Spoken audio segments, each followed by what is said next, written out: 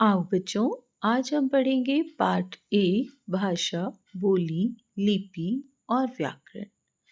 मनुष्य समाज में रहता है। समाज में रहने के लिए उसे अपने भावों एवं विचारों को दूसरों तक पहुंचाने की आवश्यकता होती है। इसके लिए वह भाषा का प्रयोग करता है। सभ्यता के आरंभ में मनुष्य के पास अपनी कोई भाषा नहीं थी। उस समय उसके मुंह से जो ध्वनियां निकलती थीं, उसका कोई अर्थ नहीं होता था। वह जंगलों, पहाड़ों, गुफाओं आदि स्थानों में किसी प्रकार अपने दिन बिताता था। धीरे धीरे उसने एक स्थान पर बसना आरंभ किया। तब उसे भाषा की आवश्यकता हुई। भाषा के आविष्कार से पहले वह इशारे से कोई बात कहता था। इशारे से पानी मांगना, किसी को चुप रहने के लिए कहना, हाथ के इशारे से किसी को बुलाना आदि के लिए उसे किसी से कुछ कहना नहीं पड़ता था। इस भाषा को हम लोग सांकेतिक भाषा कहते हैं। सांकेतिक भाषा का प्रयोग आजकल भी होता है, परंतु इसके सीमित उपयोग हैं। मूक, बधिर व्यक्ति इस भाषा का प्रयोग करते हैं। यातायात पुलिस भी सांकेतिक भाषा का प्रयोग करती है, परंतु ये सही अर्थों में इसे भाषा नहीं कहा जा सकता। जैसे जैसे मानव का विकास हुआ, उसने अपने मुख से कुछ ध्वनियां निकाली, ध्वनियों को एक निश्चित अर्थ प्रदान किया। क्रमिक रूप से मनुष्य ने अपने मन में उठने वाले विचारों को प्रकट करने के लिए अनगिनत शब्दों का निर्माण कर डाला। इन शब्दों को मिलाकर वाक्य बने। इस तरह भाषा का जन्म हुआ। भाषा के द्वारा मनुष्य अपने हर तरह के अनुभवों को व्यक्त करने लगा। तो हम ये कहेंगे कि भाषा वह साधन है जिसके द्वारा हम लोग अपने भावों एवं विचारों का आदान प्रदान करते हैं। मनुष्य अपने भावों एवं विचारों का आदान प्रदान दो तरह से करता है, बोलकर और लिखकर। इस प्रकार भाषा के दो रूप हुए, मौखिक रूप और लिखित रूप। लिखित भाषा, मौखिक भाषा। मौखिक भाषा मुख से बोली गई भाषा मौखिक भाषा कहलाती है। मनुष्य शुरू में इसी भाषा का उपयोग करता था।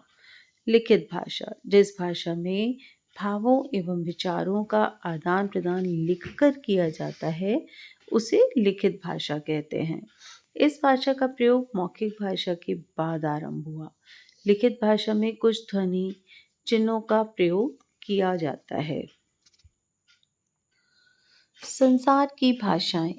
संसार में विभिन्न प्रकार की भाषाएं बोली और लिखी जाती हैं, जैसे अंग्रेजी, चीनी, हिंदी, अरबी, उर्दू, जर्मन, रूसी, जापानी, फ्रेंच इत्यादि। संस्कृत हमारे देश की एक प्राचीन भाषा है। हिंदुओं के अनेक धर्म ग्रंथ इसी भाषा में लिखे गए हैं। संस्कृत से विभिन्न भारतीय भाषाओं का जन्म हुआ, जिनमें से हिंदी प्रमुख है।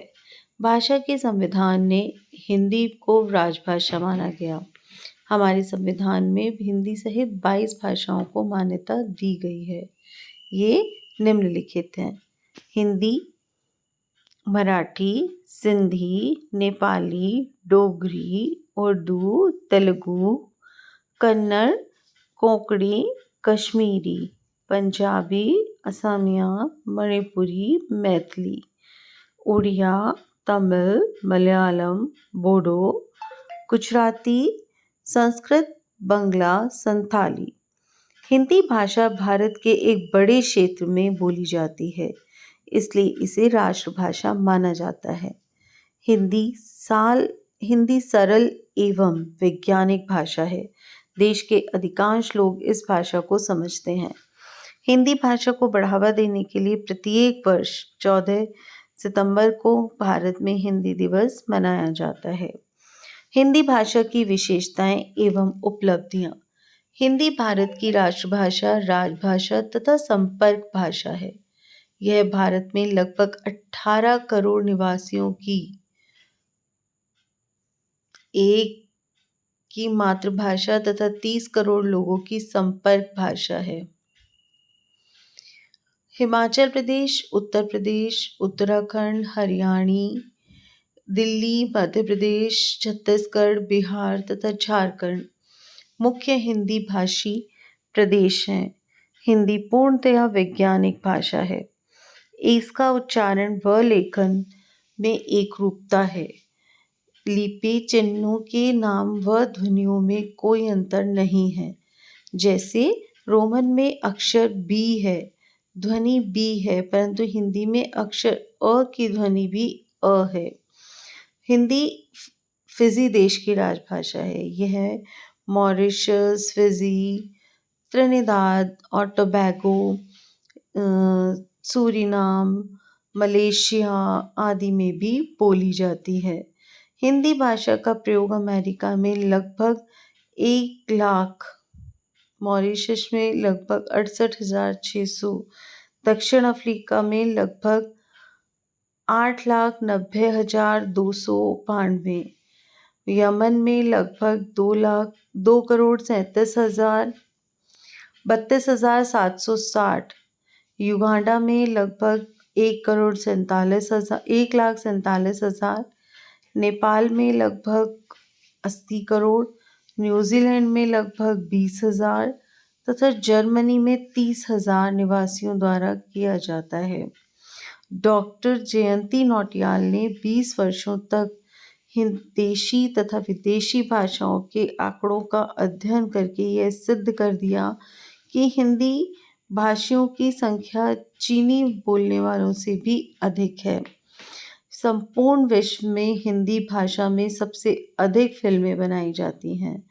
आजकल टीवी चैनलों पर समाचार, विज्ञान और अन्य कार्यक्रम आदि हिंदी भाषा में सबसे अधिक प्रसारित किए जाते हैं। भारत में सर्वाधिक पत्र पत्रिकाएं व पाठक हिंदी भाषा के हैं। हिंदी का शब्द भंडार 1 करोड़ से भी अधिक है। वह दिन दूर नहीं जब हिंदी विश्व की संपर्क भाषा के रूप में प्रयोग की जाएगी। बोली भाषा का क्षेत्रीय रूप बोली कहलाता है। यह भाषा का अल्प विकसित रूप होता है। इसे सामान्यतः बोलचाल में प्रयोग किया जाता है। इसमें साहित्य की रचना प्राय नहीं होती। कुछ साहित्यकारों ने बोलियों में साहित्य की रचना की थी। जैसे गोस्वामी तुलसीदास ने रामचरितमानस, कवितावली अवधि, सूरदास ने सूरसागर ब्रजभाषा तथा विद्यापति ने पदावली मैथिली की रचना की, परंतु बोलियों में रचनाएं बहुत कम हुई। आगे चलकर ये केवल बोली तक ही सीमित रह गई। इनका आगे विकास नहीं हो सका। केवल खड़ी बोली का विकास होता गया और उसने आधुनिक हिंदी भाषा का रूप ले लिया। कुछ अन्य बोलियां कन्नौजी, मगही, बुंदेली, भांगड़ू, बघेली आदि भी हैं। उपभाषा जब बोली का क्षेत्र थोड़ा बड़ा हो जाता है तब वह उपभाषा बन जाती है। बोलियों में साहित्य की रचना प्राय नहीं होती, परंतु उपभाषा में साहित्य की रचना होने लगती है। ये एक उपभाषा की कई बोलियां हो सकती हैं। अवधी, ब्रज तथा राजस्थानी बोलियों में साहित्य की रचना हुई थी और इनका क्षेत्र भी बड़ा था।